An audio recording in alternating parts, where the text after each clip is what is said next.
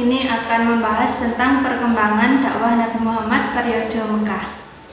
Pertama-tama kita perlu tahu siapa Rasulullah SAW itu.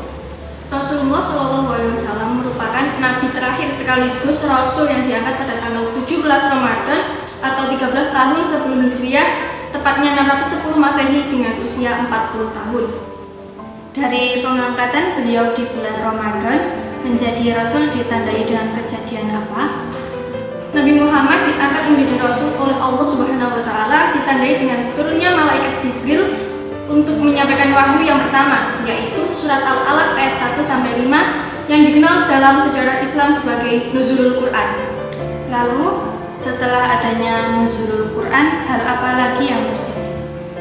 Setelah terjadinya Nuzulul Quran selama 13 tahun berkisar antara 610 sampai 622 Masehi, secara berangsur-angsur wahyu berupa ayat Al-Quran diturunkan kepada beliau sebanyak 4.726 ayat, meliputi 89 surah, salah satunya surat Al-Mudaththir ayat 1 sampai 7 yang turun setelah wahyu pertama.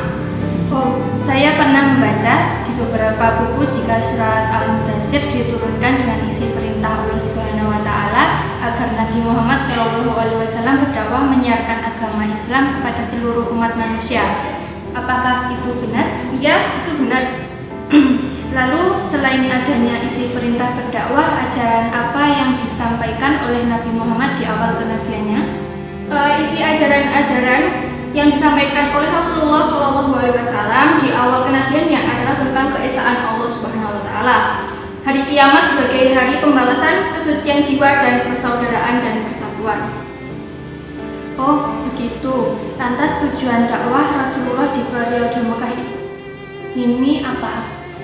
Tujuan dakwah Rasulullah SAW pada periode Mekah adalah agar masyarakat Arab mampu meninggalkan kejahiliannya dalam bidang agama, moral, dan hukum sehingga menjadi umat yang mempercayai kebenaran utusan Allah Subhanahu wa taala dan ajaran agama Islam yang disampaikannya, sekaligus agar dapat mengamalkannya dalam kehidupan sehari-hari.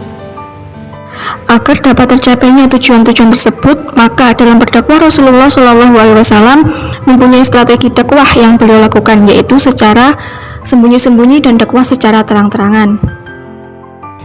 Dakwah Rasul secara sembunyi ini menyerukan agama Islam kepada para kerabat, sahabat, hingga orang-orang sekitar rumah tangganya, benar kan?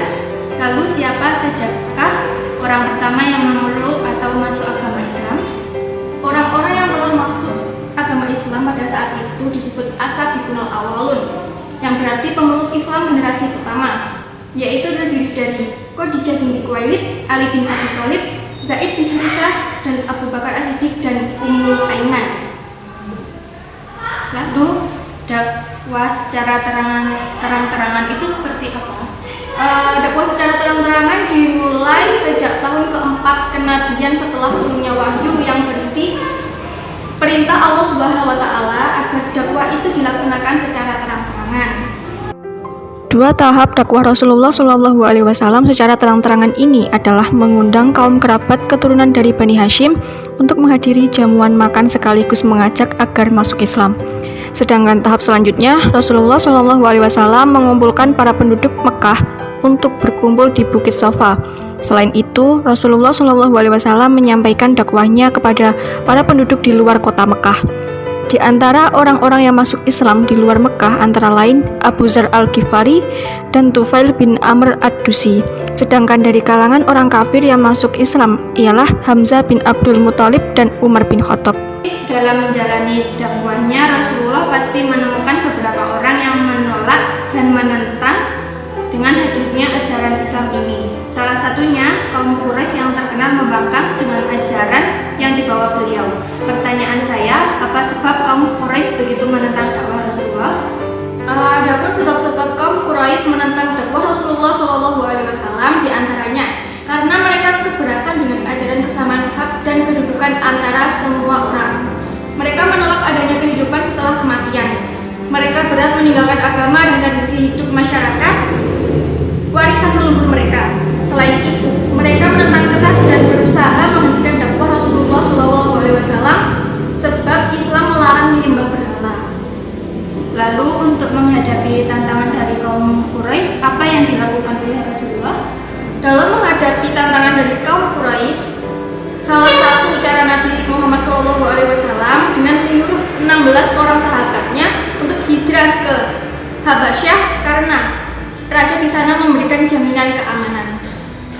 Sekian dari pembahasan kami tentang perkembangan dakwah Nabi Muhammad pada periode Mekah. Semoga bermanfaat dan kami akhiri. Wassalamualaikum warahmatullahi wabarakatuh.